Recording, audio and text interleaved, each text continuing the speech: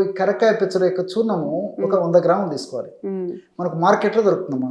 లేకపోతే మనం సొంతం కూడా కరక్కాయలు తెచ్చుకొని దంచేసేసి ఆ యొక్క పెచ్చులు 2-3 రోజులు ఎండించేసేసి కాస్త వేయించేసి పౌడర్ తయారు చేసుకోవచ్చు. సో వామును వేయించి చేసినటువంటి చూర్ణం 100 గ్రాములు, శొంఠి చూర్ణం 50 గ్రాములు అమ్మా.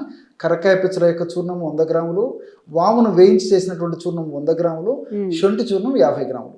కేవలం ఈ 3 పదార్థాలమ్మా. ఈ 3 పదార్థాలు బాగా కలపడం వల్ల బ్రహ్మాండమైనటువంటి చిన్న పిల్లల నుంచి పెద్దల వరకు ఉపయోగపడేటువంటి, అంటే అందరికీ ఉపయోగపడేటువంటి, ముఖ్యంగా షుగర్ వ్యాధిగ్రస్తులకు, బీపీ వ్యాధిగ్రస్తులకు, వెయిట్ ఎక్కువ ఉన్నటువంటి వాళ్ళకు అందరికీ ఉపయోగపడేటువంటి దివ్యమైనటువంటి ఔషధం మనకు తయారైనట్లే. అందరూ వాడుకోవచ్చు అమ్మా. మోకాళ్ళ నొప్పుల సమస్యకి ఇంకా రామబాణం. సో ఈ 3 పదార్థాలు ఈ విధంగా కలుపుకోవడం వల్ల మనకి దాదాపు ఒక 250 గ్రామ్స్ ఔషధం రెడీ అయిపోతుందమ్మా.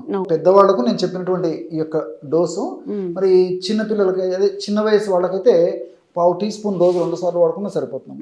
ఈ విధంగా క్రమం తప్పకుండా రోజు 2 సార్లు వాడుకోవడం వల్ల మోకాళ్ళ నొప్పుల్లో చాలా అద్భుతంగా పనిచేస్తుందమ్మా. మోకాళ్ళ నొప్పుల వల్ల కలిగేటువంటి బాధ, మంట, పోటు, సలుపు, అసౌకర్యము ఇలాంటివన్నీ తగ్గిపోతాయి.